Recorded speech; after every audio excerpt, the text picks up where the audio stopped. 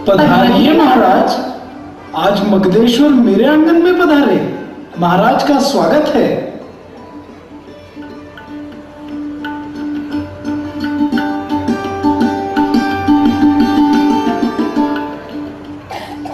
क्या क्या यही है आपका घर परिवार? महाराज, यह तो इस शरीर के संबंधों का विस्तार है। मेरा घर परिवार तो मेरे भीतर है। आप जो देख रहे हैं वह सब पुद्गल की पर्याय है जो बनती बिगड़ती रहती है। मेरे अंदर जो विद्यमान है वह आत्मा ही मेरी वास्तविक संपत्ति है। कैसा अद्भुत चिंतन है आपका। महाराज, आपने यह पधारने का कष्ट क्यों किया? मेरे लायक आदेश दीजिए। श्रावक जी, मुझे आपकी एक वस्तु की जरूरत है। मैं आपसे कुछ मांगने आया हूं। महाराज, आप मगध साम्राज्य के स्वामी हैं। आपको किस बात की कमी है? देखिए, मेरे पास ऐसी क्या चीज है जो आपके काम की है? साधर्मी बंधु, वस्तुओं की तो मेरे पास भी कोई कमी नहीं है, परंतु जो दुर्लभ वस्तु आपके पास है वह किसी के पास नहीं। ऐसी क्या वस्तु है महाराज? मैं तो बहुत साधारण हूं। मेरे पास जो कुछ है वह यही है। गुप्त रूप से मेरे पास कुछ भी नहीं है। श्रावक वाले, मुझे आपकी एक सामयिक चाहिए।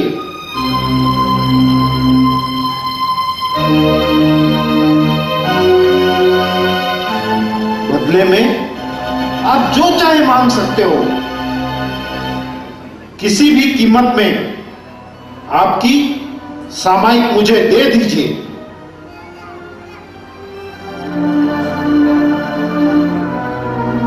महाराज, आप ये क्या कह रहे हैं?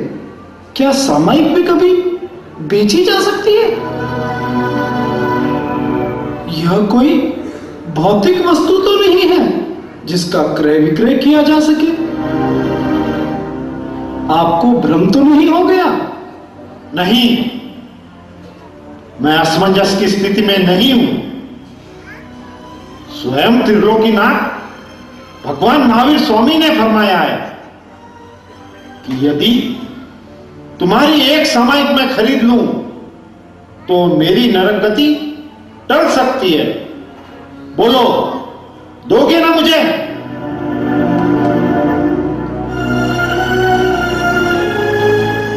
राजन, मैं तो मात्र परमात्मा के बताए गए मार्ग का अनुसरण करता हूं। स्वयं में स्वयं की खोज करना ही मेरा लक्ष्य है। मैं तो मात्र इतना जानता हूं कि सत्ता, संपत्ति तथा सौंदर्य सभी नाशवान है।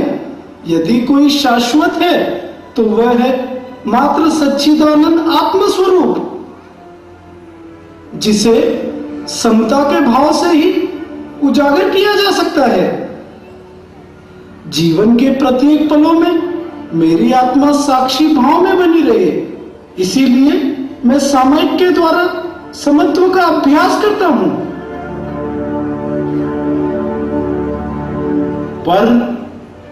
पर श्रावकवर्य, परमात्मा महावीर स्वामी ने ही मुझे आपसे सामयिक खरीदने का सुझाव दिया है।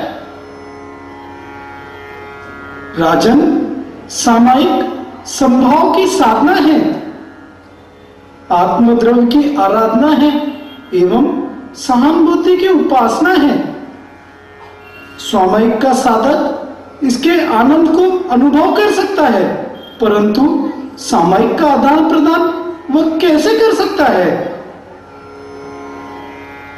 मेरा आपसे निवेदन है कि देवाधिदेव महावीर स्वामी ने ही आपको सामयिक खरीदने का सुझाव दिया है, तो आप उनसे ही सामयिक खरीदने का मूल्य ज्ञात कर लीजिए।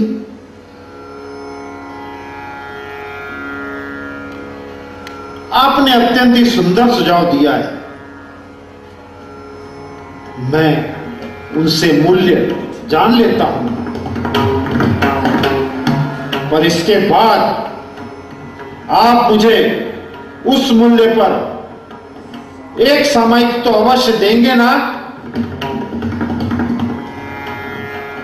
जी महाराज, यदि तीर्थंकर परमात्मा ने सामयिक का मूल्य आपको बता देंगे तो मैं अवश्य ही आपको सामयिक दे दूंगा। यह मेरा वचन है। मैं अभी जाता हूं और परमात्मा से मूल्य पूछ कर आता हूं।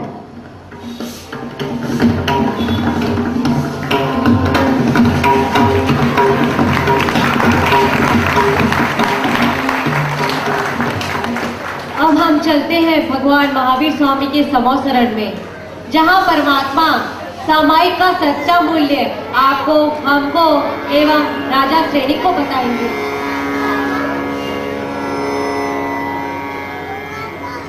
इच्छामि खमासन्नो वंद्यम जावनिज्जाय निशियाय मत्थेन वंदामि। इच्छामि खमासन्नो वंद्यम जावनिज्जाय निशियाय मत्थेन वंदामि। इच्छामि खमासन्नो वंद्यम जावनिज्जाय निशियाय मत्थेन वंदामि। हे भगवान, आपने मेरी नरक गति को टालने के जो उपाय बताए थे उनमें से एक उपाय सफल हो रहा है। पुण्याश्रावक मुझे अपनी एक सामयिक देने के लिए तैयार हो गया है। भंते, एक सामयिक की कीमत का निर्णय आप पर है।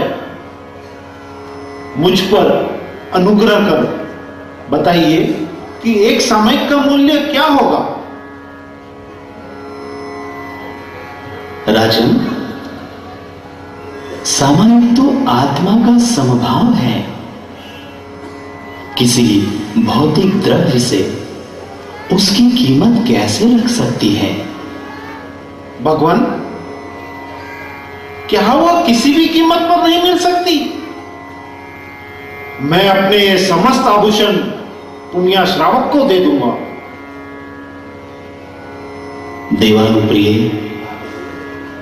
इन आभूषणों से एक सामयिक की कीमत नहीं आंकी जा सकती।